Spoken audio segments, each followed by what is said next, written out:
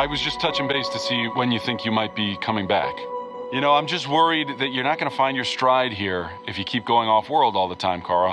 Anna, I'll start with you. I read that you were hoping to do rom-coms one day. And Yes. Ooh. That's what I thought I was going to do in my life, yeah. I feel like there is comedy here, and there is a true love story between you and Crypto. I completely agree. I also was thinking that I would love, sorry, to see a Supergirl like love story in a movie one day. The way we get Clark and Lois, I would love to see who that is for Supergirl. So, you know.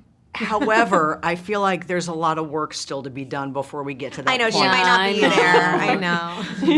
She'd have some bad boyfriends. Yeah.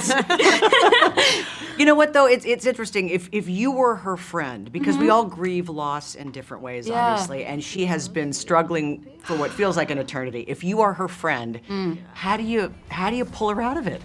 I think that this is. I don't think you can. I think Kara exhibits traits of someone that you're like, I could scream at you until I am blue in the face, and you're gonna have to figure this out on your own. You're gonna have to come to this conclusion on your own, and I will be here, and I will be with you through all the mess and everything, but ultimately, she has to do that, and I would be like, go to therapy. And I've got the name of a good one. No, great one. Or go to outer space and take an epic journey, and then maybe you'll come around to it that way. Yeah.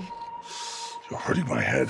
I have to talk about the motorcycle. You and I have chatted before. You wouldn't remember this, but my husband rides. He doesn't ride the really raw, loud stuff that you ride.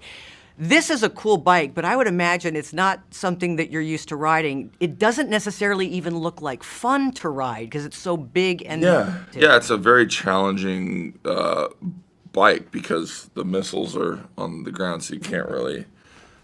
It's it looks cool. It's not the easiest thing to ride, so you have to slide it a lot. And there's no foot controls, anything. It's just hand and brakes right here. There's no clutch, so it's weird to gas it and hit rear brake off and hit rear brake and not gas it. Is it fun? I mean, that doesn't sound like fun for someone like you necessarily. No, I mean, that was my first scene, so it was like the introduction as it should be. You jump on the bike, you got all that gear, and they're like, here's a crane coming at you. Make sure you hit that mark. It's all gravel. Don't stop. There's a fireball up your ass. Once you pass this line, it's going to go off. And I'm like, sweet.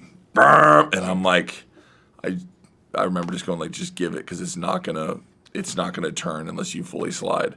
But you also have a crane coming at you. But I'm like, how cool if I stick it? Like, I don't want to do anything that's not just like, let's break this shit. I'm like, little bullet, boom, open it up, pass my mark where I'm supposed to brake, and then just bear down on it, and it just goes. You want a big slide. We hit it on the first one, pulled a cigar, say the line, and it's like, boom, we're shooting this movie. And then they're like, camera, we hit it the first time, they try it again, we never stuck it again. That was the first take. Aren't you the ditz from that dive bar? Funny. That's what I've been calling you. Touche.